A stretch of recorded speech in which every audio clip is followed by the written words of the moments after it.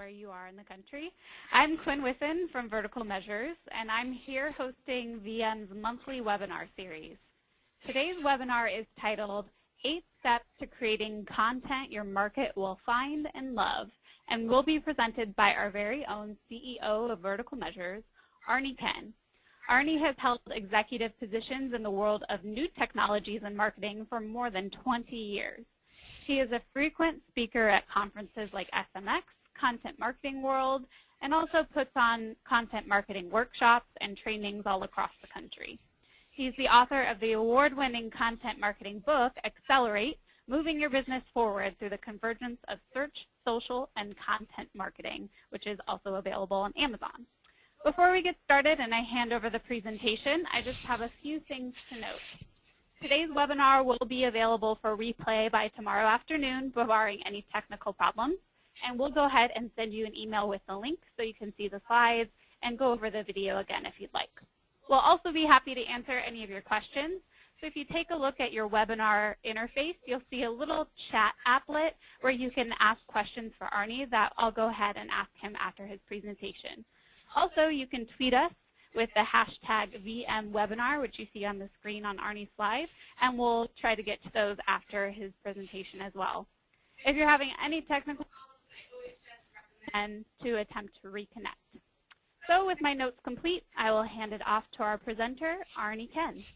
Thank you, Quinn. I appreciate it. And thank you, everyone, for joining us, as Quinn said, either this morning, depending on where you are, or in the afternoon.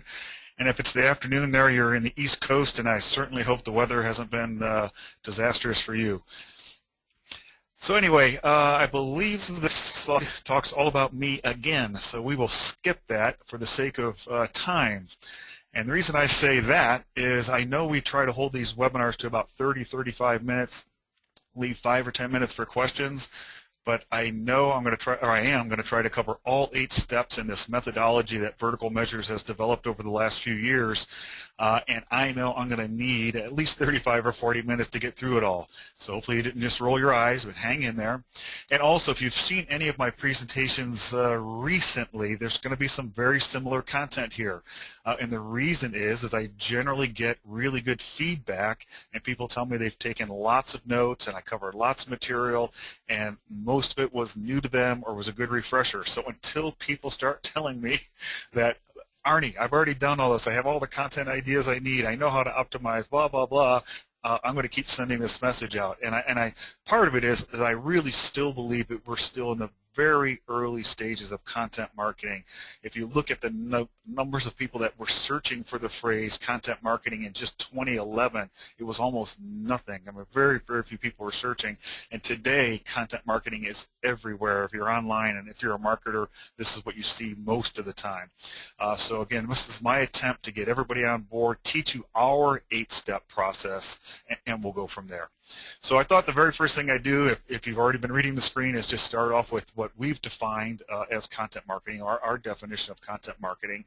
And I'm just going to quickly kind of read these 3 bullets. I know that's a speaker faux pas, but so basically, in our view, content marketing is the art of providing relevant, valuable content to your customers without selling or interrupting them. And of course, the key here is without interrupting them, and I think that's why content marketing is really taking off. It is something we do generally online, and so it's a little bit different than traditional media where they've got to depend, even pay-per-click, and we do a lot of pay-per-click for clients, where we have to depend on interrupting you at the right moment to catch your interest. Content marketing is all about people finding your content. So the second bullet, instead of pitching your products or services, you're going to deliver information that makes your prospects more informed before they buy. And with pure content, just a content plan, sometimes you provide information after they buy, but we're focused on content marketing, the pre-sale right now. And if you deliver consistent, ongoing, valuable information to your prospects, ultimately we assume, and it's been proven, that they're going to reward you with continued business and loyalty. So this is the 8 steps. We've developed this. We're actually changing this logo, but I didn't have time to update it, but this whole circle thing. But basically, when I wrote my book, which is now about 3 years ago, what the theme was talking about the convergence of search, social, and content marketing, which is in the center of this circle. But we then spent some time and created and developed and still stick with these 8 steps that you see. And this is what I'm going to try to step through in literally 35 or 40 minutes. And you'll see at the end I'm going to talk about our workshop very quickly, but we run an 8-hour workshop that covers all of these steps in depth. So you can imagine how fast I'm going to start stepping through some of this. But it is a continuous planned out process. I mean, you know, just because you've made it all the way through 8 steps once doesn't mean you're done. You're constantly measuring, you're constantly coming back and improving your process. And I do want to warn everyone, though, and this is probably the hardest message we have to get across to our clients up front, is that this is not a 30-day ROI. This is not like running an advertisement or a pay-per-click campaign or whatever it might be, and knowing fairly quickly whether or not it was successful. Sometimes, some of these things might not get legs and might not get a life for 3 months after a, really significant piece of content has been created and posted on your website. But the long-term payoffs can be huge. We've got multiple case studies that we can talk to you about off this webinar. Our own business has grown. Well, last year we grew by 40%, and we spent maybe $5,000 in cash on marketing. Everything else came in by eating our own dog food. We produce lots of content here. We follow all of the steps and strategies that I'm going to roll out to you here. In fact, our leads went up by 31%, and our revenue went up by a little bit over 40%. So the first thing you have to do is really think about and develop your strategy. So that's highlighted in orange there. And the big thing, and again, if you've seen my presentations, you've heard me say, and others say, think like a publisher. And the whole message here is that if you did publish a magazine or a newspaper, or if you're in charge of radio, television, whatever it is in the past, but particularly print, you not generally, if you were any good, you had an editorial plan. You thought about issues that were coming out months in advance. And, you could just picture if you had a newspaper or a magazine, you're not sitting around saying, oh my gosh, this thing's going to get printed tomorrow. What are we going to write about? And too often that's how people treat their websites. And you really need to, I think, take on the mentality that if you have a website, you're now publishing content for your audience, and you need to do it on a structured basis. So, as I mentioned, we do a workshop. I generally will spend 45 minutes, maybe 60 minutes, just talking about strategy, and we have a couple of exercises and all that. I'm going to talk about strategy now in about 2 minutes. And the key, as I mentioned early on, is the strategy is going to evolve through the entire process. So don't think you're locking something in for the next year or 2 years, or my gosh, this is how we're going to represent our company. You will make mistakes. You'll find successes where you didn't expect successes, and so you will constantly be adjusting. But think about just these, what are there, 6 questions here, just as a starting point. But you need to be able to answer these questions. So the first one, why are you creating the content you are creating? What purpose is this going to solve? And I'll talk about Jay Bear a couple of times, I think, in the next 30, 45, or 40 minutes. He talks about useful content, and I love that phrase. It's so simple, but why are you creating the content, and is it going to be useful? Who is your audience, right? We all have different audiences, and I'm going to talk a little bit about the travel industry here, but it doesn't matter if you're in a business to consumer audience, a business or a B2B play. You have a specific audience, and you need to think about that when you're creating your content and make sure you're not only addressing to that audience, but you're speaking in the manner in which would make most sense to them. What types of content will you create? This boils down to, can you do video? Will you do graphics? Is it all going to be written, long form, short form? And I'll talk more about that in a few minutes. Who's going to create your content? Of course, you do need to think about that. This doesn't just happen with a magic wand. You need to know who your writers are going to be, who your graphic artists are going to be. Are you going to do this in-house? Are you going to outsource? And the statistics will show that most businesses are pretty split. About 50% of what they do from a content marketing perspective is outsourced, and about 50% is internal. And so how that 50% plays out matters, of course, on the talent you have in-house, and of course what you don't have. And sometimes we have heard stories of people finding some of their best writers in their warehouse or in their accounting department. Whoever's got a passion about your business might be able to help you a lot internally, or maybe you take on the editing process and you outsource the writing, and so on. When will you develop your content? So basically, this is speaking to a time frame. Are we going to try to produce 8 new blog posts every month? So are we going to do the cadence of two a week? And so now maybe we're thinking it's every Tuesday and every Thursday. And I'll talk more about the calendar in a longer view, but you do want to think about that. What can we get done every month, every quarter, every year? And then I think maybe most importantly is, what does success look like?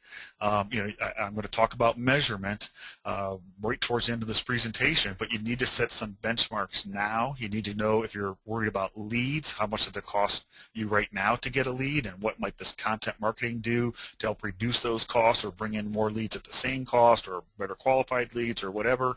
Maybe you're consistently opening new offices around the country, adding new products, and maybe that's what your content's going to be developed around. So you need to understand what it is that your executive team would view as a success, because ultimately all of this is measurable, and you're going to be hopefully accountable for that and be able to prove that it's working. So research. I'm about to tell a story for a few minutes that if you've seen me before, you've probably heard, and I'm going to tell it again because I think it works very well for this process. But inside these 8 steps, we have created a research process. Because generally we'll find that our clients get stumped at what kinds of content can we constantly produce. When I just said 8 blog posts a month, there might be some of you on this webinar who just rolled your eyes and thought, I'll never be able to produce 8 blog posts. I don't even know what I would write about. Others may have thought, well, yeah, we usually can come up with 2 ideas a month. Or if you're just getting started, a lot of times you've got 8, 10 ideas all in the queue and so on and so forth. But eventually we find our clients internally, and I write for other publications as well outside of Vertical Measures, no matter what, you need to come up with an idea flow for this content that makes sense.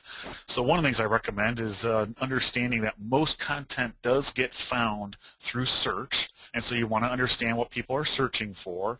And this study was done about 2 years ago, and I think it holds true. And if you just think about what you do on the web, I think you'll find this to be consistent with that, which is that not quite the majority, but 46% of the time we're looking for answers to questions. It could be as simple as, how old is Tom Cruise or Betty White or whatever it might be. Or yesterday we were looking up for a thing we did here at the office, what was the largest freshwater lake in the world, and things like that.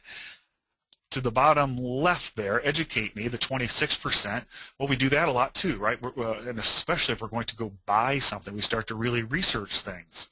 And so the point here, and of course the other chunk is inspire me, but the point here is if you add up the educate and answer me, 72 or almost 3/4 of the time when we're all going out online, we're seeking out information.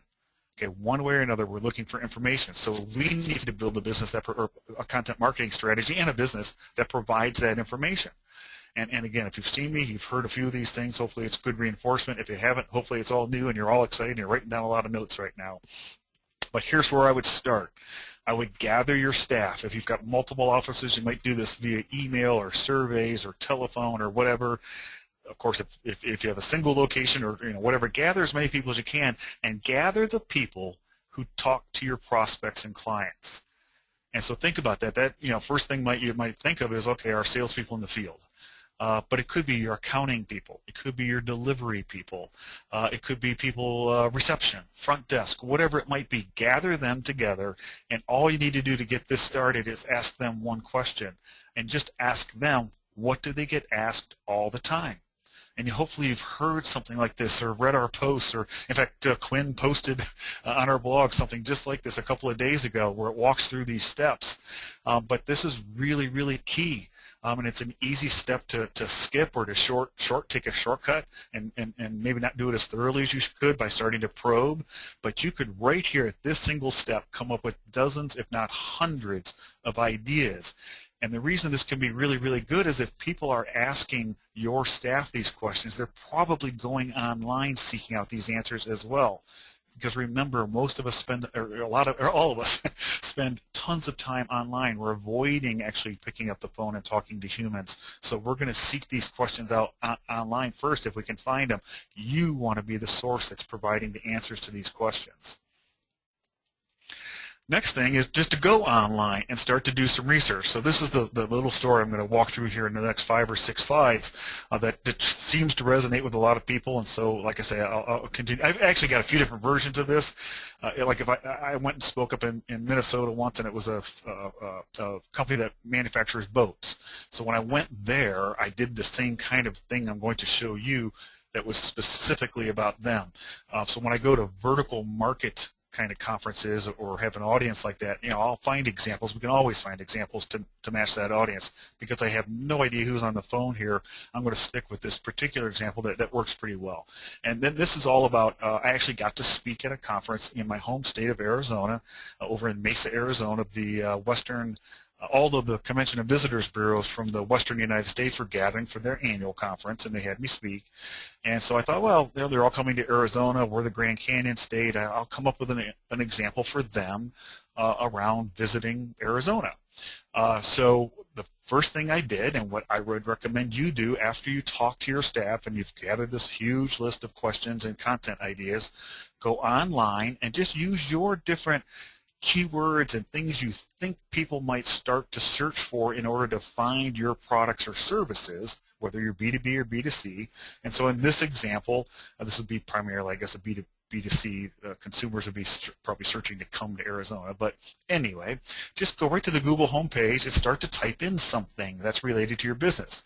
And in this case, I just started to type in Visit the Grand, and you'll see Google Suggest, and this works for almost everybody pretty much around the world now. I think Google Suggest is now a standard.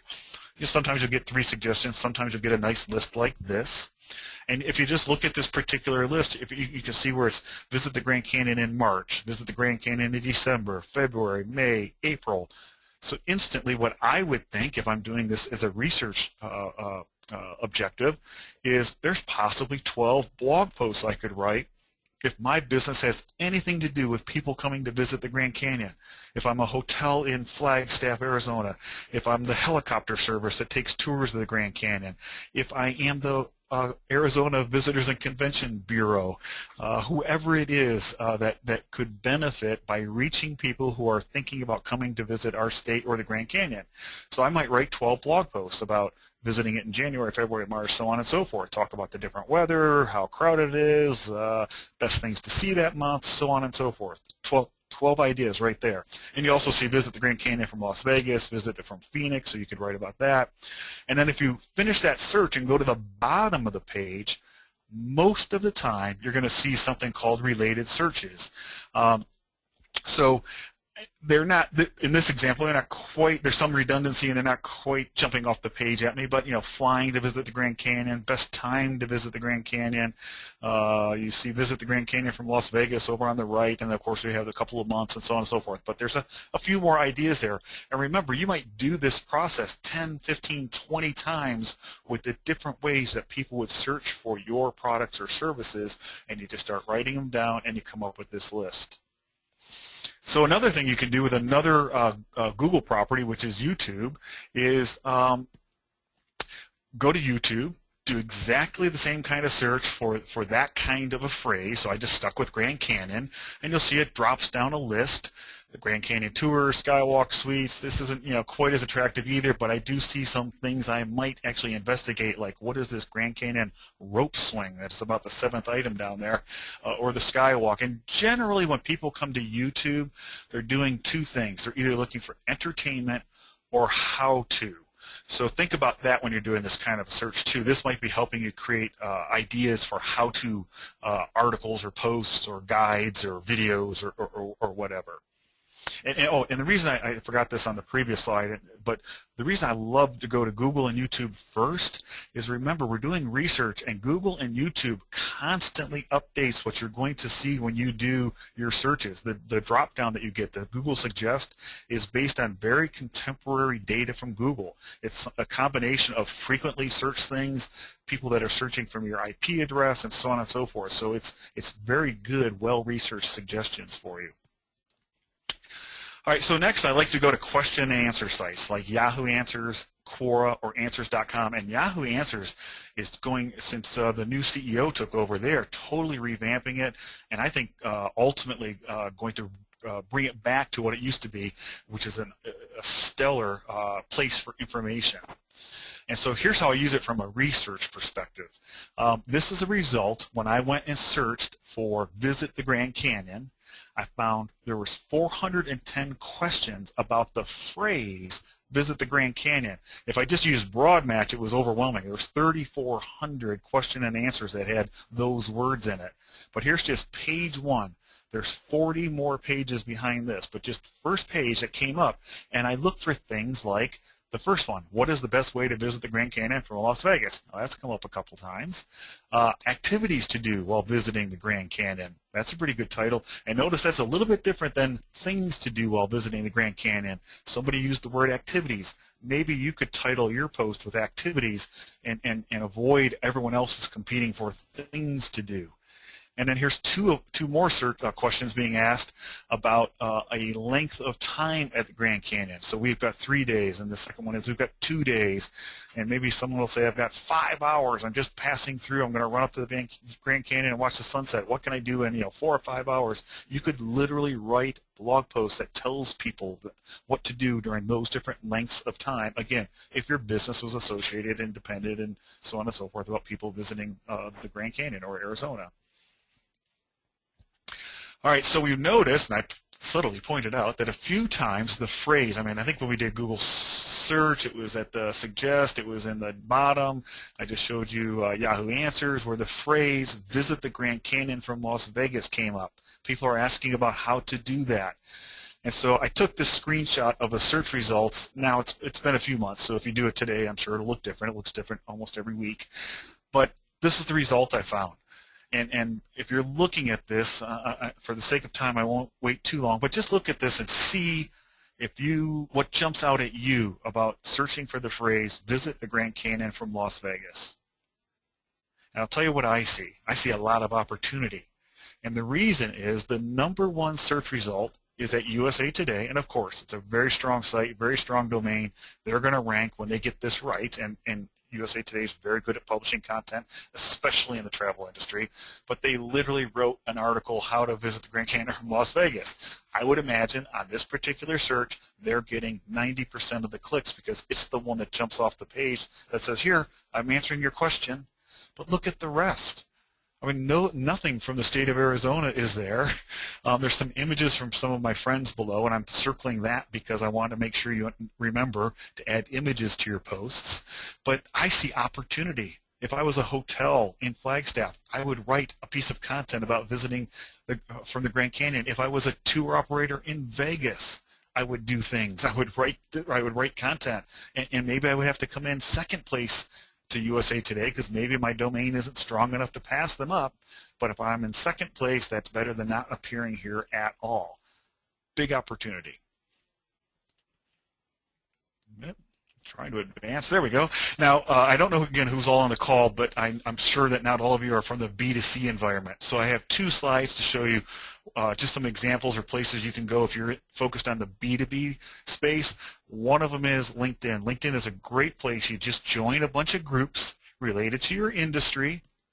Go to the groups, and there are discussions happening there, and see what people are actively interested in from a discussion standpoint. What is it they're talking about in these different groups that might be applicable to you, and you can do searches and so on and so forth and find things and just see what it is. Again, just discovering content ideas. And remember, that's all I'm talking about right now is just, and I'm spending the majority of this call on content ideas. Here's another one. Go to Quora, one of those question and answer sites, and it's generally geared at a higher level, I think, than, let's say, Yahoo Answers. And I just typed in here, in this example, merchant accounts, and right away in the very first page, there's 2 ideas here. What is the cheapest payment gateway and merchant account? What is the easiest way for a startup to get a merchant account? Those are questions that could be answered on someone who's in this business, on their blog, on their website, somewhere.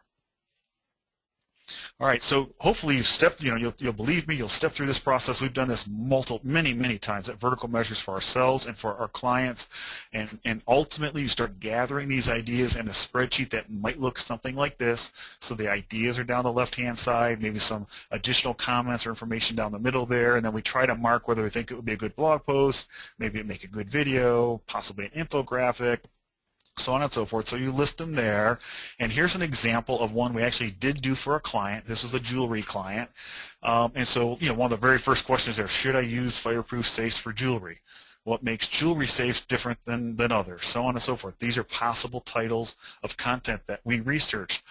When we do this, all the way to the right, we also try to determine what the competitive level of that particular title is and what the search volume might be. And then, of course, we sort, and this is a very, very, very simple example for this slide, but so we sort based on, let's look for the highest volume searches with the lowest competition, and we'll prioritize our content creation that way. So maybe the very first thing we're going to write about or produce a video about or whatever it might be is, should I use a fireproof safe for jewelry? Okay.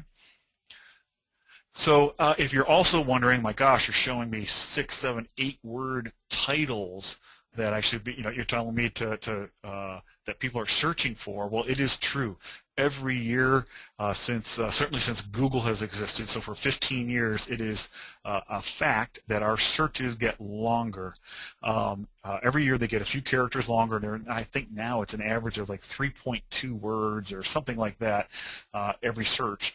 But with this quick chart, and I'm just going to cover this really quickly, what this shows, what's highlighted in yellow, is that when people do a 7, 8, or 9 word keyword search, and that happens a lot because we just ask questions now anymore in Google, the click-through rates, look at how much higher they are than, say, if you do a single word search where it's at 20%.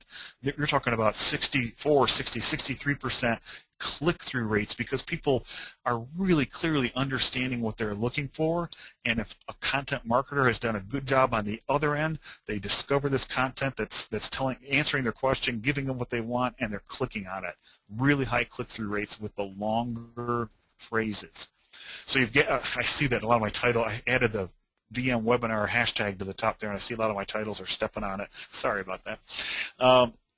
That's what happens in the last minute. So anyway, what you do want to do is, now you've got all these lists of ideas, you've done your research, you've prioritized them, you know who's going to do it because you've worked through your strategy, but you do need to get to the point where you're creating an editorial calendar.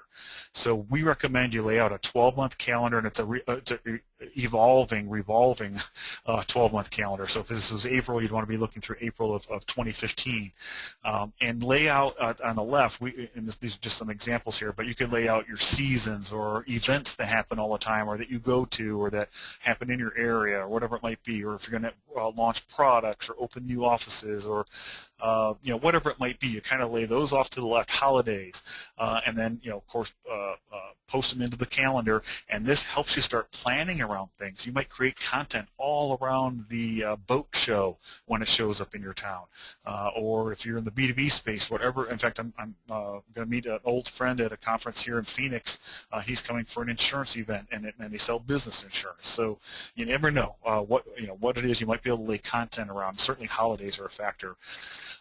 You get that's on the annual level. Then get down to the monthly level where you're laying in the details of, this is the piece of content we're going to produce and push live on Tuesday the 2nd, and this one's going to go live on Thursday the 4th, and we're going to do our social media push the next 7 days after that. And you need to get to this level, and you need to be looking, in my opinion, 60 to 90 days out all of the time. And what I will say is, I don't know who's all on the phone from an executive level, but I believe the executives need to make this happen. The difference between success and failure, I don't know statistically, but I will say it could be 5 times greater if you get to this point and you have an editorial calendar and you manage it. Your success rate is going to be way bigger than if you're shooting from the hip. And also, I will say, if you do this, you're well on your way and you will probably never look back. And by the way, little plug here, if you want, you can go to verticalmeasures.com/calendar and download. We've updated the templates for 2014. You can get these 2 templates absolutely free. Just head to our website, verticalmeasures.com/calendar, and you can get the templates for both the annual and the monthly look. All right, got to keep moving here. So creating content. That's step number 3. And yes, I've got 5 more steps to get through in about 10 minutes, and I will do it. So when you're creating content, I'm going to circle, I think, 4 areas on this page real quick. my whole point of circling this is it's a classic search result that you'll see where it shows, of course, the regular blue links, the images, a video at the bottom left, and local searches to the top right. My message here is when you're creating content, keep this in mind. Add images, add video when you can, and of course make sure you've got embed codes and microcode that tells local information if it's appropriate for you, if you've got multiple locations and all that. But think about that with every piece of content you create and give yourself a chance to show up in the search results various ways. I'm not going to just talk about, I think, maybe 5 different pieces of content, and I'm choosing 5 that you might not normally think about producing. And again, if you've seen me preach, I'm almost always starting with this one, preaching, yes. Address pricing and costs. A lot of us are in businesses where we don't want to talk about pricing, how much it costs to do business with us, whether we're a services industry or whatever it is we might do. And this is a classic, becoming very famous example of my friend Marcus Sheridan, who runs a fiberglass pool company back east in Virginia called River Pools and Spas, and they were literally on the edge of going bankrupt in 2008, 2009. He got his staff together and he had read some HubSpot posts. He says, darn it, we're sitting around waiting for people to come through the door. We got nothing else to do. We're going to start blogging. And he, of course, asked his team, what do people ask us? They always ask us, how much does a fiberglass pool cost? People search for that a lot online. So they wrote a couple of posts about trying to address the question of how much does a fiberglass pool cost. The reason I said address is they can't answer it. They can barely answer it if you walk into the showroom, because there's just too many factors, and probably the same with lots of your businesses. People ask us all the time, how much does a content marketing program cost, or how much does SEO cost? And we can't just blanket give them an answer because there's so many factors. In the pool business, it's how big is the pool going to be? How deep? Do you want a diving board? Do you want a deep end? What's the access to your backyard? Are you going to have a spa? And so, and what, surfaces, all kinds of stuff. They've got to qualify all these questions to give you a quote. But in the content that they wrote, they just addressed it. They just talked about everything I just talked about. And you'll notice they rank #1 and #2 in Google for that search. I'll tell you the rest later. Comparisons are a really good thing. I don't see a lot of sites with comparisons. If you have products and services you're really proud of, and you've got certain competitors that you know you're better of that maybe are constantly ranking with you or competing hard with you, you might want to think about putting your own comparisons on your website, because people do searches for things. In fact, I just bought a large monitor for my desk, and I was doing searches for Asus versus Sony, and so whatever I bought a 27-inch monitor, blah blah blah, right? And so we do that. Think about that when you've bought cars or anything.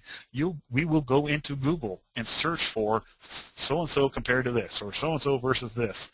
And so if you have that content, remember, the whole reason I'm telling you to create content and eventually I'm going to tell you how to optimize it and all that is because when someone does a search, if your content shows up in the search results and they click on it, you know where they go, right?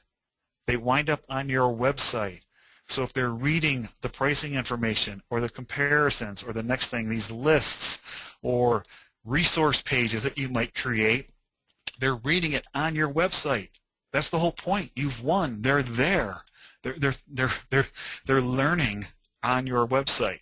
And so I skipped over top lists, but the top 10 posts, the top 50, top 12, top whatever, those still work really, really well. Resource pages work really, really well, and they tend to attract lots of links, which helps your overall website. And then my absolute favorite is free guides, white papers, user guides, whatever you want to call them. If I could get every one of our clients to do this, I think the world would be a better place. But it can be awesome for your business, and there's just a few reasons. If you notice on the bottom of that one that's dead center now, there's a lead capture there. I mean, how many times have all of you on this webinar given your name and your email address to get some PDF or some free information from somebody? Probably everybody on here, right? That's the deal. There's ways to create it for yourselves. You can do this. I don't think I've run into a business yet that we haven't thought of at least one, and in some cases dozens and dozens of free guides that we can pepper throughout a website, start as a lead generator, start to nurture them with emails, and bring them in as a client. So they're great lead generators. They tend to attract links, just like the resource pages, and they have a long lifespan.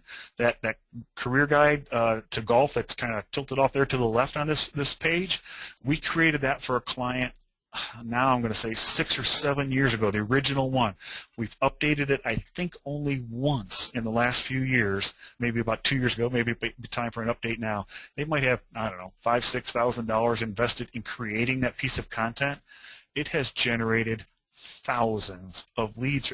I guarantee today they're going to get leads from that same free guide. And that's the whole point. You're creating this evergreen content, and it is like a snowball. It just keeps building. So seriously consider that. So keep in mind, here's a tweetable moment. Buyers need information that helps them make an informed decision. And those businesses that provide the content those people are searching for, you're going to win. That's what's happening online today. And make sure you have a blog. I'm running out of time already, so I'm not going to beat this to death other than to say this slide is probably 3 years old, I still have people in every workshop, every session I go to telling me they don't have a blog or they have a blog on a different domain. Please, please talk to us, talk to your web host, talk to whoever it is that owns your website about getting your blog on the same domain. All right, optimization. You want to optimize because I know we do pay-per-click advertising for clients. It works really, really well. We build it into a lot of these campaigns. We build it in, as I'll talk about in a second, about when we help promote content. But keep in mind, I don't care what's happening with social media or actually even mobile, so on and so forth, most people are finding your business, discovering you and content on search right now. And 9 times out of 10, they're clicking on the natural search results. Now, they may be doing this from a mobile device or the iPad or whatever tablet it might be or desktop. It doesn't matter. But they're finding you and they don't click on ads. And I can prove it to you by take a second and think about when's the last time you clicked on an ad and when's the last time you clicked on an organic listing. It pretty much meets these statistics probably. You might not have clicked on an ad for the last month, but you've clicked on organic listings hundreds of times in between. You want to be discovered in the organic stuff. So no matter where you are in this whole content creation process, you want to make sure that somebody at your firm, at your business, whether it's your SEO or your webmaster or your owner or whoever it is, understands at least these few elements here. Now, I will say that these keep decreasing in importance year over year over year. Just the actual content itself is really rising to the top. But there's 2 reasons to make sure these are right. And I'll explain the second one in just a second, but make sure you have unique title tags on every page in your website. Make sure every page has an H1 tag, which is the header, the headline of the page. And just jot these down or remember whatever it is, but these are at least 5 things that are really important for every single piece of content. Make sure you do have a meta description. It's not key to search rankings, but I'll show you why in a sec. It is important in a second. Make sure you have H2s, which are subheaders. Okay. Oh, and by the way, you can only have 1 H1 per page. So that we've seen sites that try to fool Google and have more, 2, 3, 4, but 1 H1, and then you can have many H2s. And then, of course, the content, the text. There has to be text on a page for Google to be able to sink its teeth into, and it's got to be good text, well-written text.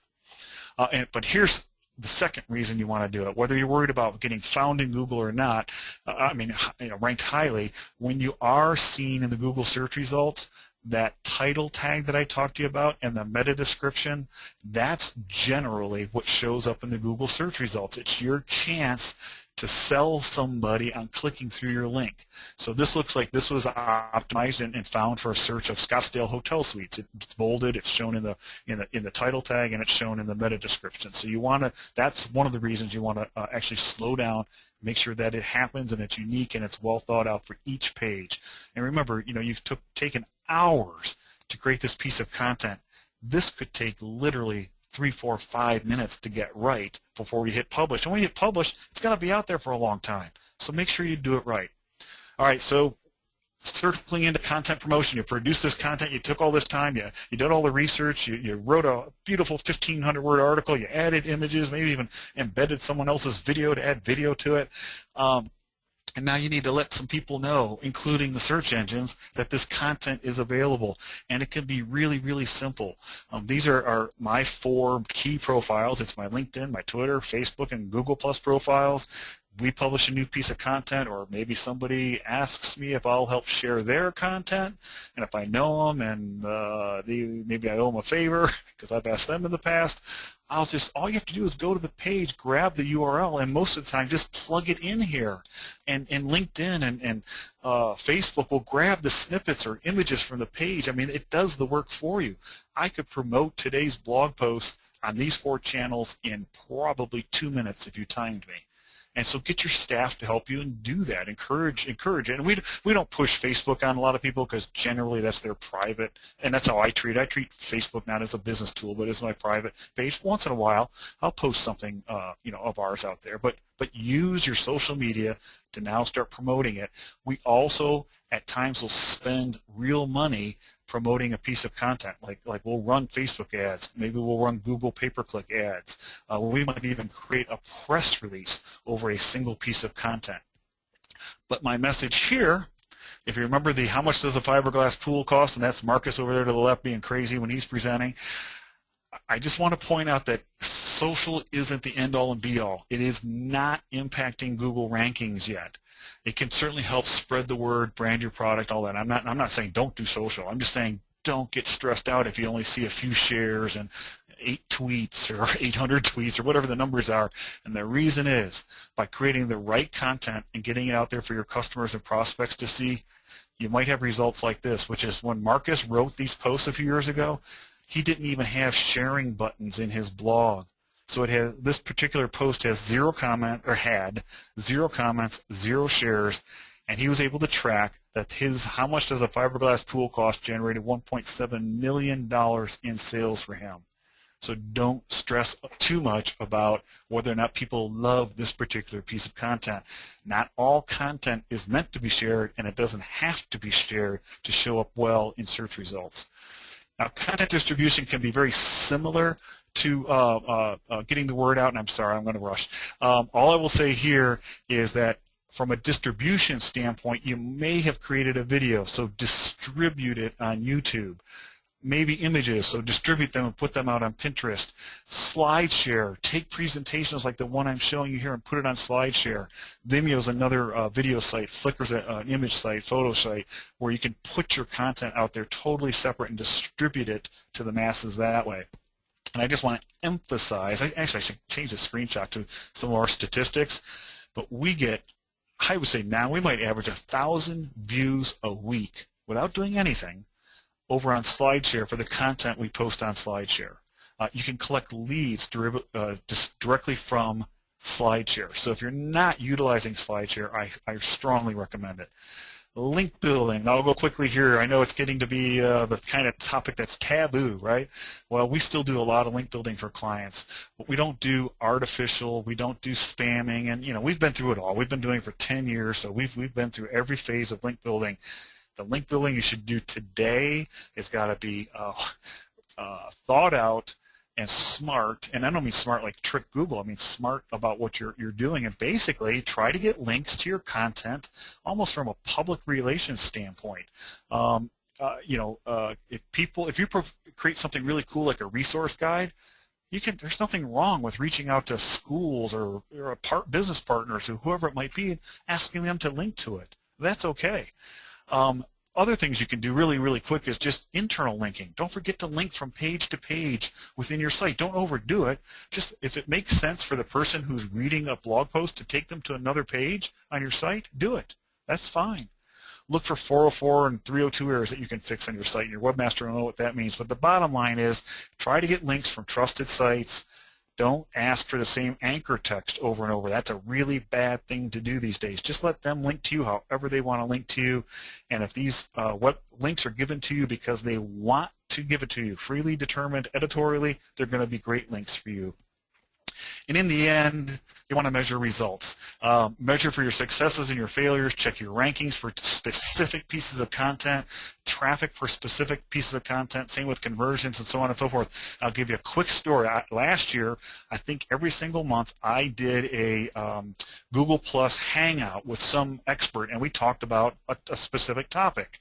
And what we're doing right now is measuring all of our 2013 activities, all of our results, and we've already determined, as much as I liked to do those, and it was a nice monthly routine piece of content we created, they did not convert. They did not turn into leads.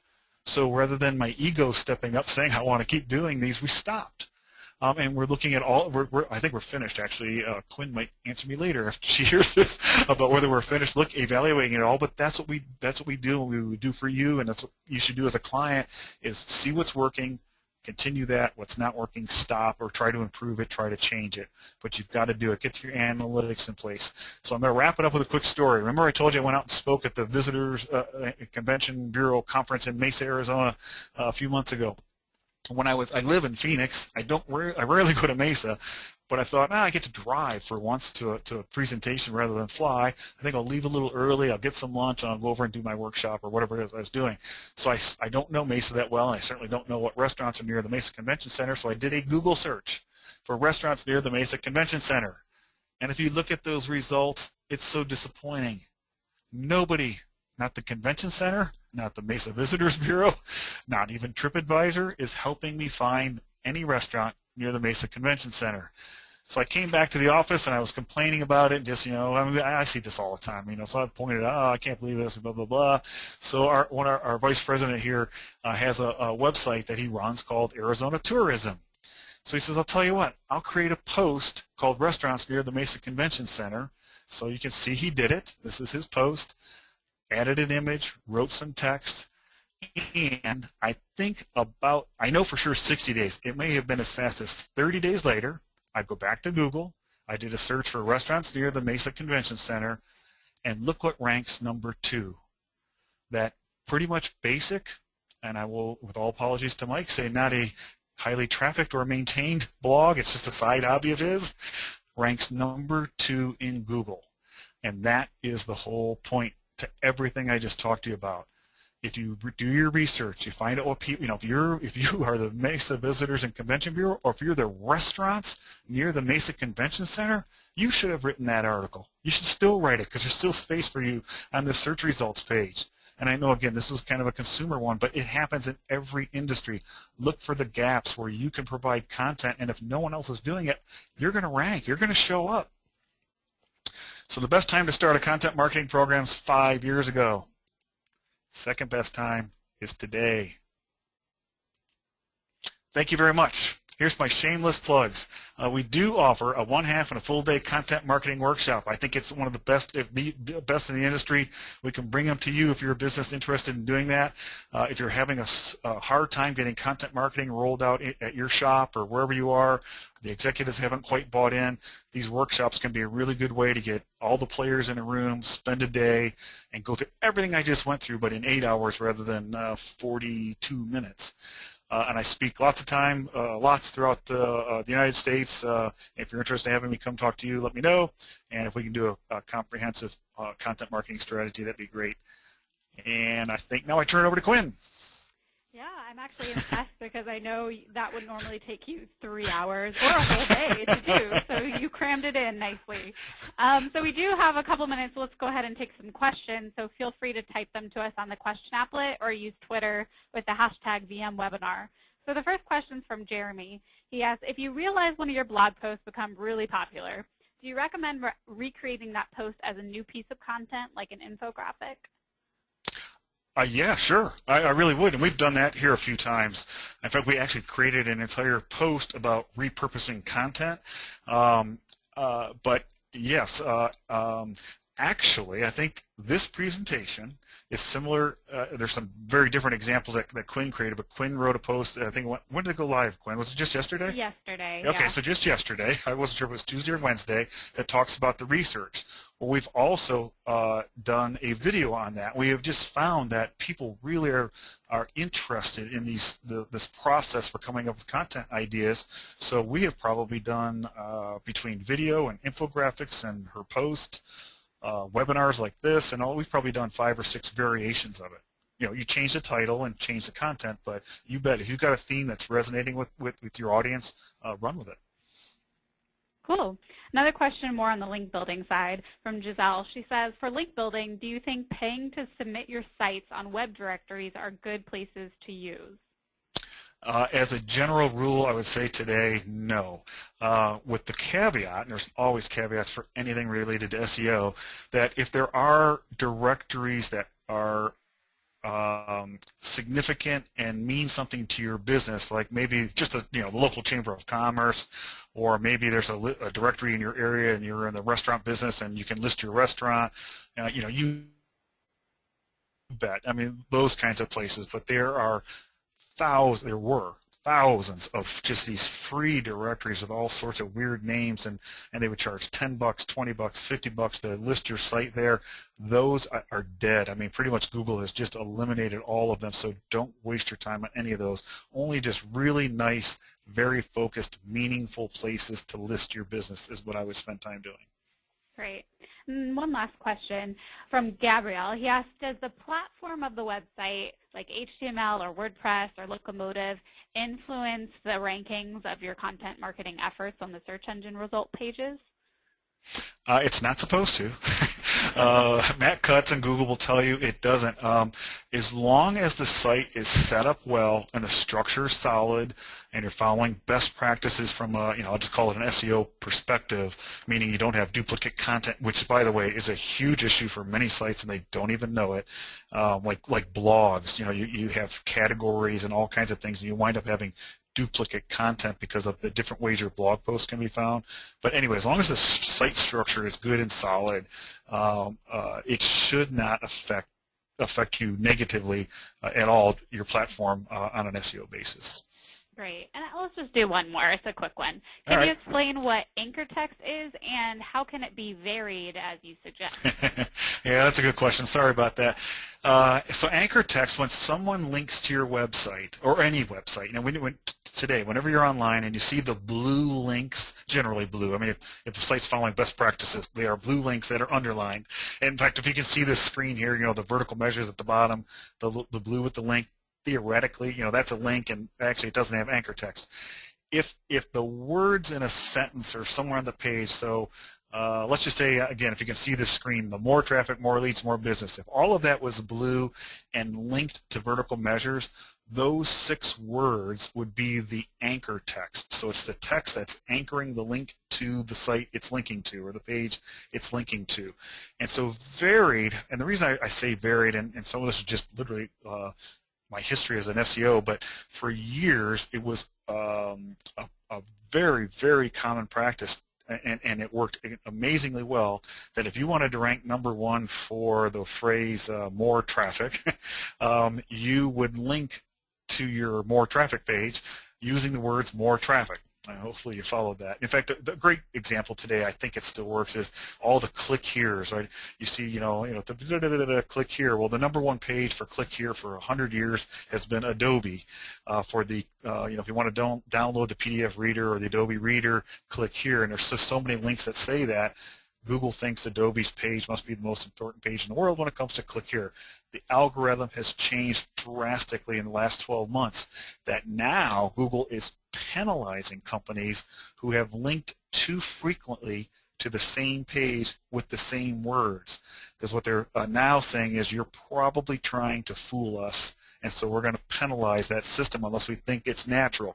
And what is natural is most places would link to vertical measures with the words vertical measures. If you're going to link to our homepage or talk about us, or you'd link to the title of the blog post, or whatever it is, whatever reason it is when you're writing that you want to link to us, that's how it happened naturally. So when I say varied, what I should probably say is don't influence it. Just let whoever's going to link to you however they want to. Great. Well, Shannon sent me another message saying, awesome, I get it. So you answered it well. Thank you. Thank you. So I think that's all the time we have today, but I do want to let everyone know to mark your calendar for our next webinar. We do these every month. It will be on Thursday, March 13th, where our Director of PPC Advertising, Zach Etten, will be presenting a free webinar called Stop Wasting Money, something we all want to hear, the most important PPC reports you're not using. So he's a PPC expert, great in Google AdWords, and he just knows that whole world really well. So registration is already open for that on our website, verticalmeasures/webinars. Thank you, Arnie. Thank you for everyone for coming, and we hope you have a great day. You bet. Thanks for hanging in there, everybody. Bye.